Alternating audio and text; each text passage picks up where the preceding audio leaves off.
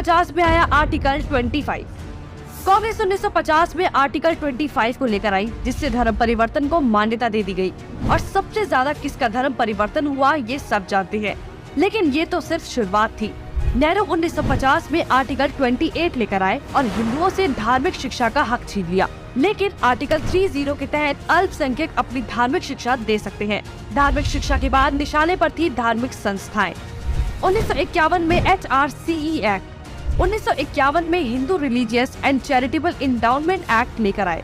उन्होंने कारण दिया कि बड़े मंदिरों का रखरखाव सही से हो सके, लेकिन इसकी आड़ में कब्जे कर लिए, जिसके तहत भारत में मौजूद बड़े बड़े मंदिरों का प्रबंध सरकार ने अपने हाथों में ले लिया और मनमाने ढंग से इनकी संपत्ति का दुरुपयोग किया। और ये सिर्फ हिंदुओं के मंदिर पर लागू था, बाकी धर्मों या धार्मिक स्थल पर लागू नहीं था। 1956 में हिंदू कोड बिल आया। 1956 में नेहरू सरकार हिंदू कोड बिल लेकर आई, लेकिन अल्पसंख्यकों के लिए इन्होंने पर्सनल लॉ बोर्ड को बिल्कुल हाथ नहीं लगाया। मतलब एक ही है, देश में एक जाति कर संविधान कानून से और दूसरी अपने धर्म के कानून के हिसाब से, और आज भी यूनिफॉर्म सिविल कोड से कतराते हैं। कांग्रेस ने लगाई आरक्षण की आग। कांग्रेस आरक्षण लेकर आई, जिससे हिंदुओं को बांटने का काम किया गया, जिससे सबसे बड़ा नुकसान हिंदुओं को हुआ। आरक्षण की देश में जरूरत थी, लेकिन मक्कार कांग्रेसी इस योजना को 10 साल लागू करने की बजाय इसे बढ़ाते चले गए और न ही इससे लोगों को सशक्त बना पाए, जबकि लोगों को इसकी लत लगा दी गई। इंदिरा का कार्यकाल। साल 1976 में इमरजेंसी के दौरान ही इंदिरा ने संविधान में सेक्युलर शब्द को जबरदस्ती घुसा दिया, जिसको लेकर संसद में कोई चर्चा तक नहीं हुई। मतलब कि हिंदू बहुसंख्यक होते हुए भी भारत हिंदू देश नहीं कहलाया जा सकता, जबकि आप हमारे आसपास देखेंगे तो सभी मजहबी देश हैं, लेकिन हिंदुओं के लिए कोई देश नहीं बचा। इसके बाद हिंदुओं के कानूनी अधिकार और इतिहास निशाने पर थे। 1991 में पूजा स्थल कानून। 1991 में कांग्रेस ने पूजा स्थल कानून बनाया, जो बेहद हिंदू विरोधी कानून था, क्योंकि इस कानून के तहत हिंदू, सिख और जैन मुगलों के कब्जे से मंदिरों को छुड़ाने के लिए लड़ाई ही नहीं लड़ सकते। उनके पास दलील सुनने का कोई कानूनी अधिकार ही नहीं छोड़ा गया। हमने लाखों मंदिर और उनका इतिहास खो दिया। 1992 माइनॉरिटी कमीशन एक्ट। कांग्रेस ने अल्पसंख्यक आयोग अधिनियम बनाने के बाद अल्पसंख्यक आयोग बना दिया। ऐसा करके कांग्रेस ने धर्म विशेष के लोगों को स्पेशल दर्जा तो दिया ही, हिंदुओं को बांट दिया, जिसके तहत सरकार की हर योजना का सबसे ज्यादा फायदा धर्म विशेष के लोगों को ही मिलता है, जिससे कांग्रेस ने सांप को भी मार दिया और लाठी को भी नहीं टूटने दिया। मतलब साफ है, हिंदुओं को भी बांट दिया और धर्म विशेष के लोगों को भी खुश कर दिया। जब देश सेकुलर बना दिया तो मेजॉरिटी और माइनॉरिटी की जरूरत ही क्या थी। 1995 में वक्फ बोर्ड कानून। 1995 में वक्फ बोर्ड कानून बनाकर कांग्रेस ने एक और महापाप किया। वक्फ बोर्ड को असीमित शक्ति दे दी गई। आज स्थिति ये है कि वक्फ बोर्ड किसी भी संपत्ति पर दावा कर दे तो कोर्ट से भी कोई मदद नहीं मिलेगी। रेलवे और रक्षा के बाद संपत्ति के मामले में वक्फ बोर्ड देश में तीसरे स्थान पर पहुंच गया है। अब सिर्फ एक आखिरी बार बचा था, वो बार था राम सेतु एफिडेविट। राम सेतु एफिडेविट बनाया। हिंदुओं ने फिर 2004 में कांग्रेस को चुन लिया, तो कांग्रेस ने इसका इनाम देते हुए राम सेतु एफिडेविट बनाया और भगवान श्री राम के अस्तित्व को ही नकार दिया और काल्पनिक बताया। आस्था और धर्म पर वार करने के बाद अब कांग्रेस ने हिंदुओं को ही बदनाम करने का प्लान बना लिया। 2009 में हिंदू आतंकवादी घोषित। 2009 में फिर से हिंदुओं ने कांग्रेस को चुना, तो उसके बदले में कांग्रेस ने हिंदुओं को ही टेरर घोषित कर दिया। कांग्रेस ने बहुत ही चालाकी से एक एक कर हिंदुओं के धर्म, अधिकारों और शिक्षा के अधिकार को छीन लिया, लेकिन हिंदू फिर भी कांग्रेस को नहीं समझ पाया। औरंगजेब ने हिंदुओं को खत्म करने के लिए तलवार का इस्तेमाल किया, तो कांग्रेस ने हिंदुओं को खत्म करने के लिए संविधान का इस्तेमाल किया। फिर भी कांग्रेस ही बोल रहे हैं कि लोकतंत्र खत्म हो रहा। जय जय श्री राम। योगेश आनंद कालिका सभी सुनने वालों को प्यार भरा नमस्कार। मित्रों, नाना का उसके वकील वासुदेव दीक्षित को लिखा एक पत्र है। नाना कहता है, हैदर जंग ने पठान को निकाला है। ये मुजफ्फर खान की बात कर रहा है, जो फ्रेंच के तोपखाने का मुख्य गोलंदाज था। लेकिन नाना आगे कहता है, शाहनवाज तो असल में प्रामाणिक ईमानदार सरदार है। फिरंगी से शाहनवाज दीवान के तौर पे ज़्यादा बेहतर है। हैदर जंग फिरंगी के नौकरी में ही ठीक है, यहाँ निजाम के दरबार में उसकी कोई ज़रूरत नहीं। नवाब के कमज़ोर मन का पता नहीं चलता। सैयद लश्कर खान को और अब शाहनवाज को, दोनों को नौकरी से निकाल के नवाब ने दिल्ली से सारे रिश्ते तोड़ दिए हैं। हैदरगंज तो पिसाड़ी व्यक्ति है, तो इस पे आप कृपया सैयद लश्कर के विचार उनसे बात करके मुझे बताइए।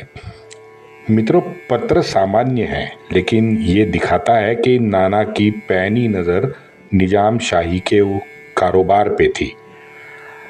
काश अगर नाना की नज़र 55-56 कश्मीर से लेके, सरहिंद से लेके, अमरकोट से लेके यहाँ दिल्ली तक होती, तो इस भांड सूफी को वहीं वो रोक सकता था। चलो आगे बढ़ते हैं। अब हताश होके फिर एक बार बूसी के चरणों में जाने के बाद सारी निजाम शाही जैसे एक तरह से फिर बूसी के हाथ आई थी। आई क्या थी, पहले जब से बूसी ने सलाबत को अपनी जेब में रखा था ना, तब से बूसी ही निजाम शाही चला रहा था। अगर बूसी को समय पे ये फुलचरी से गेदे हुई कोई मदद मिलती तो कदाचित मद्रास में भी अंग्रेज नामशेष हो सकता था। इतना बूसी अब ज़्यादा ताकतवान हुआ था। लेकिन मैंने आपको पीछे ही बताया है कि अंग्रेज उस वक्त कलकत्ता के अंधेरी कोठड़ी कांड में बुरी तरह फंसा हुआ था। अंधेरी कोठड़ी कांड पे तो 1-2 एपिसोड करने पड़ेंगे जाते जाते, लेकिन ये बता दूं कि अलीवर्दी ने अंग्रेज़ों के विरुद्ध कलकत्ता पर धावा बोल दिया। उसमें अलीवर्दी ने पटकनी खाई और उसके मोमिन फौज को अंग्रेज़ों ने कैद कर लिया। कैद करके फिर एक अंधेरी रूम थी कमरे में, अंधेरे कमरे में उन सबको ठूस दिया। 3 दिन उनकी तरफ देखा भी नहीं है। 3 दिन के बाद जब आए तो एक भी मोमिन फौजी नहीं बचा था। खैर, उसके बाद भी कलकत्ता में दंगे शुरू हुए थे, तो ये अंग्रेज तो डर गए थे। दंगों का ये जो जातीय दंगल है, वो उनको पता नहीं था, उनको आदत नहीं थी, तो वो वहाँ पे बुरी तरह से फंसे हुए थे। ये ब्रिटिश रिकॉर्ड में इसका सब विस्तार से लिखा हुआ है। बूसी वजनदार तो बना ही था हैदराबाद भाग्यनगर के दरबार में। नवाब सिराज उद्दौला ने भी बूसी से मदद की गुहार लगाई। अब बूसी को सही मायने में मैं फ्रांस राष्ट्र प्रेमी, राष्ट्रवादी ही बार बार कहता हूँ, और वो इसीलिए कहता हूँ कि पद्दूचेरी से निकला एक सामान्य फ्रेंच अधिकारी आज अपनी मेहनत और बुद्धिमत्ता से एक प्रदेश की राजनीति में एक प्रमुख व्यक्तिमत्व बना रहा। वो इतना प्रमुख व्यक्तिमत्व उस समय बना था कि उत्तर से सिराजुद्दौला ने भी उसे बुलावा भेजा था। इसी समय, यही समय है कि अंग्रेज़ों ने फ्रेंचों का बंगाल में चंद्रनगर लूट लिया और जीत लिया। तो यहाँ बूसी ने अंग्रेज़ों का विशाखापट्टनम तबाह कर दिया। निजाम शाही के विरुद्ध अब सलाबत के 2 भाई, वसालत और निजाम अली, और एक उनके साथ था दीवान शाह नवाज। ये सब बूसी विरोधी थे। तो मैं अक्षरशः ये बूसी के विरुद्ध ही लड़ाई करने की सोच रहे थे। तो ये 2 भाई वसालत, निजाम अली और दीवान शाह नवाज एक बार फिर नाना के कदमों में गिरे। नाना ने हाँ कह दी और नागपुर के जानोजी भोसले ने निजाम क्षेत्र पर, जो क्षेत्र सलाबत का था और बूसी के सैनिक भी वहाँ थे, वो लगातार वहाँ हमले शुरू किए। अब घबरा के बूसी को भाग्यनगर, हैदराबाद आना पड़ा क्योंकि उसकी मजबूरी बन गई। जानोजी भोसले लगातार हमले कर रहा था, तकरीबन 2 महीने लगातार जानोजी भोसले हमले कर रहा था।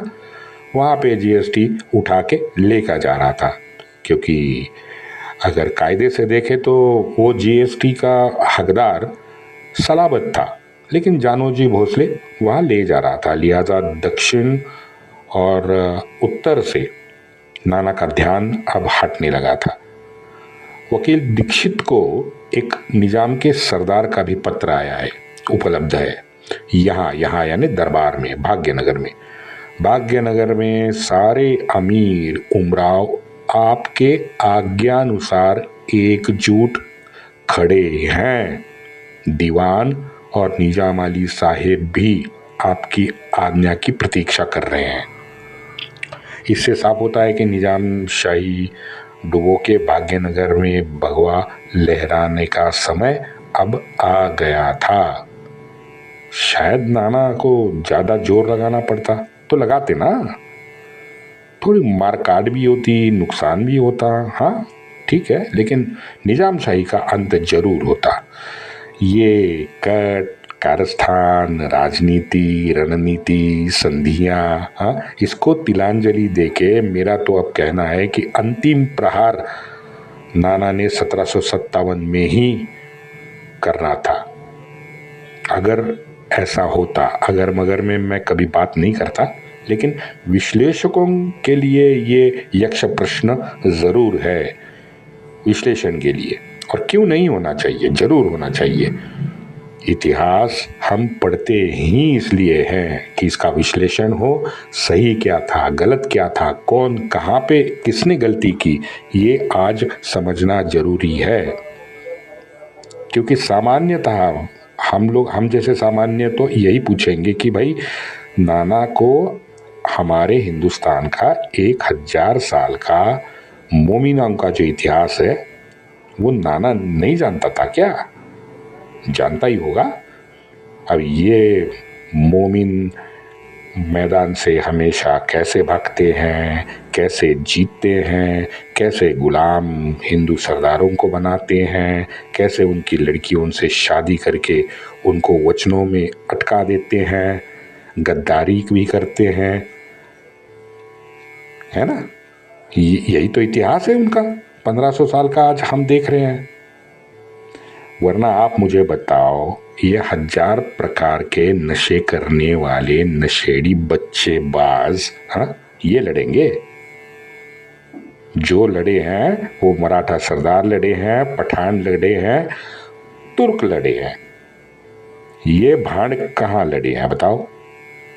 1718 से मित्रों, जो शाहू के मन में मरते दम तक श्री शिवराय की जन्मस्थली जीतने की मनीषा थी, वो उसके जीवन भर तो पूरी मराठा नहीं कर सके, पेशवा नहीं कर सके, बाजीराव भी नहीं कर सका।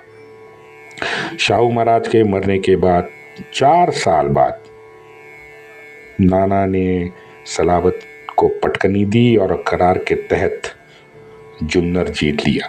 जुन्नर यानी शिवनेरी किला जुन्नर में ही आता है। लेकिन प्रत्यक्ष श्री शिवराय के जन्मस्थान जो शिवनेरी किला हाथ लगा वो मई 1757 में लगा, और वो भी शिवनेरी का एक किलेदार था मुगल मोहम्मद आलम खान। जाहिर है धर्मांध मोमिन था। वो 15 दिन तक किले के लिए लड़ा है। बाद में हमारे वीरेश्वर चितड़े ने उसे हराकर खान को उसकी वंश परंपरागत जो जागीर थी वो देने का वादा किया और किले से बाहर निकाला। कहते हैं आज भी, यानी शिवनेरी के बगल में एक वाल्हे गांव है, वो वाल्हे गांव के जमींदार सब खान के वंशज है। 1947 तक ये वाल्हे गांव के रियासतदार कहलाते थे, अब शायद प्रमुख जमींदार कहलाते होंगे, पता नहीं। लेकिन ये वाल्हे गांव जो उनका था वो 47 तक खान के पास ही रहा है। 1680 से 1757 तक पूरा जुन्नर जिला हिंदवी स्वराज्य से बाहर था। आपके आद्य, आपके आदर्श पुणे जिले से सटा ये जुन्नर तालुका था, वहां उनका जन्म स्थान लेने के लिए आपको 80 साल लगते हैं यार। कसम से आज शर्म आती है सुन के। आप दिल्ली हिला सकते हो, हाँ? इंदौर, ग्वालियर, वडोदरा, यहाँ पे अपना करतब दिखा के, पराक्रम दिखा के, सत्ताधीश बन के बड़े बड़े महल वहां पे बनवा सकते हो। नागपुर से चल के आप मुर्शिदाबाद, कटक, राजमहल तक पैसा वसूली के लिए जा सकते हो। लेकिन यहाँ ना पुणे सातारे से सटे श्री शिवराय का जन्मस्थान शिवनेरी किले पर कब्जा करने के लिए इन सारे हमारे पराक्रमियों को शायद समय नहीं मिला। 80 साल तक समय नहीं मिला। कितनी दुर्भाग्य की बात है। सामान्य गरीब मराठा को नवचेतना से आसमान छूने का मार्ग जिस महापुरुष ने प्रशस्त किया है, उनकी जन्मस्थली आप कैसे भूल सकते हो? हाँ, चिढ़ तो आती है ना मित्रों आज भी। आप ये देखो, एक सामान्य किसान तब तक वो खेत में था, लेकिन उस किसान को ग्वालियर तक पहुंचाने का उसका जो आत्मविश्वास है वो किसने जगाया है बताओ? हाँ, एक चरवाहे को इंदौर तक किसने पहुंचाया बताओ? किसने पहुंचाया? उसके पराक्रम ने पहुंचाया, कर्तबगारी ने पहुंचाया, ये सब ठीक है, लेकिन वो जो जोत थी आत्मविश्वास की, वो जगाने का काम किसने किया? ये हमारे शिवराय ने किया। और अपने आद्य को भूलना ये हमारे हिंदुओं की सनातनियों की पुरानी अब बीमारी बन चुकी है। सॉरी, बन नहीं चुकी है, बन चुकी थी। 2014 से अब बदलाव आ रहा है और वो बहुत ज्यादा सुखद है। वंदे मातरम।